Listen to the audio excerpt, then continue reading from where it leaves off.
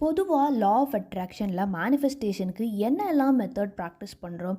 Affirmations கேட்குறது, அஃபர்மேஷன்ஸை ஜேர்னலாக எழுதுறது, நன்றியுணர்வு கிராட்டிடியூட் பயிற்சி, scripting, guided meditation, visualisation, writing methods, pillow manifestation, water manifestation, இப்படி எக்கச்சக்கமான மெத்தட்ஸ் இருக்குது. அதில் நமக்கு செட் ஆகிறத ட்ரை பண்ணி பார்த்துட்டு ஃபாலோ பண்ணிட்டு இருக்கோம். அப்புறம் புதுசாக என்ன டெக்னிக்ஸ் இருக்குதுன்னு தெரிஞ்சுக்கவும் எக்ஸ்பெரிமெண்ட் பண்ணி பார்த்து பிரபஞ்சத்தோட மர்ஜ் ஆகவும் ட்ரை பண்ணிட்டு இருக்கோம் இல்லையா? இப்போ ஜென்ரலாக இந்த மேனிஃபெஸ்டேஷனுக்கு என்ன தேவைன்னு நினைக்கிறீங்க? நம்ம பிரெயின்லையும் ஆழ் மனசில் இதுவரை நம்ம வாழ்க்கையில் கடந்து வந்த பாதை என்ன பாடம் சொல்லி கொடுத்துருக்கோ அதை மட்டுமே நம்பிட்டு நமக்குள்ள பொதிஞ்சிருக்கிற ஆற்றலையும் திறமையையும் வெளிக்கொண்டு வராமலேயே வாழ்ந்துட்டு இருக்கோம். அப்படி ஆற்றலையும் திறமையையும் வச்சு முன்னேறி வரவங்களை பார்த்து கவலைப்படுறது, கோவப்படுறது, பொறாமப்பட்டுட்டோ அடுத்தவங்க கிட்ட நெகட்டிவாக புலம்புறது, இந்த வேலைகளை பண்ணிட்டு இருப்போம். அப்படி எந்தவித உணர்வில் நம்ம மனசு majority of the time focus பண்ணுதோ அது மாதிரியான சூழ்நிலையை நம்ம ஃப்யூச்சருக்காக உருவாக்கிட்டு இருக்கோம். பிரபஞ்சத்தோட விதியை தெரிஞ்சுக்கிறது மூலமாக நம்ம நெகட்டிவான மைண்ட் செட்டோடு இருந்தாலும் பாசிட்டிவான ஃப்யூச்சரை உருவாக்குறதுக்கான மாற்றத்தை ஏற்படுத்துகிறோம். அப்படி பார்த்தா நம்ம பிரெயினில் இருக்கக்கூடிய ஸ்டோரேஜை நம்ம எக்ஸ்டர்னலாக மேனிப்புலேட் பண்ணலாம். இதை நியூரோபிளாஸ்டிசிட்டின்னு சொல்கிறாங்க. எக்ஸ்டர்னல் ஸ்டிமுலேஷன், வெளிப்புற தூண்டுதல் மூலமாக ஆல்ரெடி பதிஞ்சிருக்கிற பழக்கங்களையும் நம்பிக்கையையும் மாற்றுறோம். எப்படி மாற்றுறோம்னா லா ஆஃப் அட்ராக்ஷன் பயிற்சி மூலமாக. எதை நம்ம தொடர்ந்து விடாமல் பண்ணினாலும் நம்ம சப்கான்ஷியஸ் மைண்ட் அதை கப்புன்னு பிடிச்சிக்கும். அது நல்லதாக இருந்தாலும் சரி, இல்லைனாலும் சரி. இருக்கிற தப்பான ஹேபிட்ஸ் அண்ட் பிலீஃப்ஸையும் அழிச்சிட்டு முதல்ல இருந்து கோடு போடணும். அழிக்க முடியுமான்னு கேட்டால் டெஃபினட்டாக இல்லை. பட் மேலே வராமல் சப்ரெஸ் பண்ணலாம்.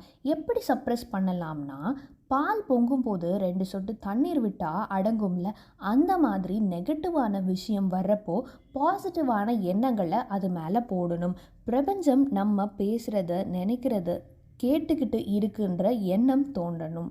3 முக்கியமான விஷயம்தான் நம்ம பயிற்சியோட அடிப்படையாக இருக்குது. நெகட்டிவ் தாட்ஸ் வரும்போது பாசிட்டிவான தாட்ஸால் ரீப்ளேஸ் பண்ணணும். தொடர்ச்சியாக புது புது கட்டளைகளை உங்கள் ஆழ் மனசில் நம்புகிற மாதிரி பதிய வைக்க டெய்லியும் ப்ராக்டிஸ் பண்ணணும். மனசு எப்பவும் பாசிட்டிவான ஹை வைப்ரேஷனில் இருக்கிற மாதிரி பார்த்துக்கணும். இதுக்கு தான் நம்ம தொடர்ச்சியாக பல ப்ராக்டிஸ் பண்ணிட்டு இருக்கோம். The key to universe method, பிரபஞ்சத்தின் திறவுகோல். 369 மெத்தடோட மீனிங் என்ன, அதை யார் கண்டுபிடிச்சாங்க, இந்த நம்பர்ஸோட இம்பார்ட்டன்ஸ் அண்ட் பவர் என்னன்னு ஆல்ரெடி ஒரு வீடியோ போட்டிருக்கேன். அதை பார்க்கலைன்னா கண்டிப்பாக செக் பண்ணுங்கள். இந்த ப்ராக்டிஸோட மெத்தடை தெரிஞ்சுக்கிறதுக்கு முன்னாடி நம்ம ஏன் அந்த ப்ராக்டிஸை பண்ணணும், அந்த ப்ராக்டிஸோட இம்பார்ட்டன்ஸ் என்னன்னு தெரிஞ்சுக்கிறது அவசியம். அந்த வீடியோவோட லிங்க்கை ஐகார்டில் கொடுக்குறேன், செக் பண்ணுங்கள். இந்த மெத்தடை நான் எப்படி பண்ணுறேன்னு சொல்லித்தரதுக்கு முன்னாடி ஜென்ரலாக எல்லாருமே எப்படி இந்த மெத்தடை பண்ணுவாங்கன்னு பார்க்கலாம். எது உங்களுக்கு ஓகேன்னு தோணுதோ அதை ஃபாலோ பண்ணிக்கோங்க. அதுக்கு முன்னாடி இந்த 3 விஷயத்தை நீங்கள் பண்ணுங்கள். Subscribe, like and comment. இதை பண்ணிவிட்டு வீடியோவை கண்டினியூ பண்ணலாம். 1 கோல் அட் 1 டைம். ஒரு நேரத்தில் ஒரே ஒரு கோலுக்காக பயிற்சி பண்ணணும். 369 இந்த நம்பர்ஸோட பவர் தெரிஞ்சதுக்கப்புறம் குறிப்பிட்டு இந்த டைமில் பண்ணினா இன்னும் ஃபாஸ்டரான ரிசல்ட்ஸ் கிடைக்கும். 3 மணிக்கு, 6 மணிக்கு, 9 மணிக்கு ஒரு டைம் ப்ராக்டிஸ் பண்ணலாம். இல்லை காலையில் 3 மணிக்கெலாம் எப்படிங்க பண்ணுறதுன்னு கேட்குறவங்களுக்கு டைம் ஃபேக்டர்லாம் வேண்டாம். காலையில் ஒரு டைம், மத்தியானம் ஒரு டைம், நைட் ஒரு டைம், உங்களுக்கு தோதான டைம்லேயே ப்ராக்டிஸ் பண்ணிக்கலாம்.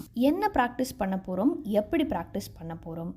எஸ், ரைட்டிங் மெத்தடில் உங்கள் கோலை காலையில் ஒரு 3 தடவை எழுதணும், ஆஃப்டர்நூன் ஒரு 6 தடவை எழுதணும், நைட்டு தூங்க போகிறதுக்கு முன்னாடி 9 தடவை எழுதணும். இதை எத்தனை மணிக்கு எழுதணும் அப்படிங்கிறதெல்லாம் உங்கள் இஷ்டம்.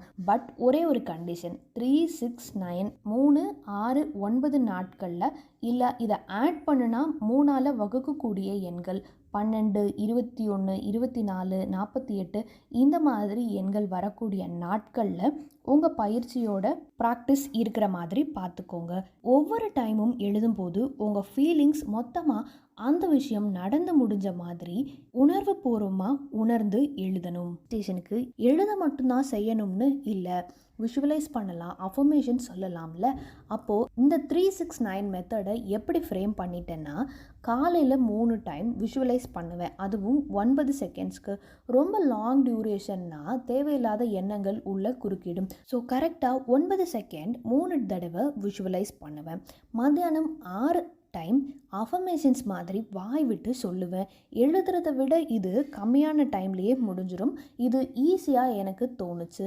ஸோ ஒர்க் டைம்லேயும் கொஞ்ச நேரம் மட்டும் லைட்டாக ஒதுங்கிட்டு இந்த 6 தடவை அஃபர்மேஷன்ஸை மட்டும் வாய் விட்டு சொல்லுவேன்.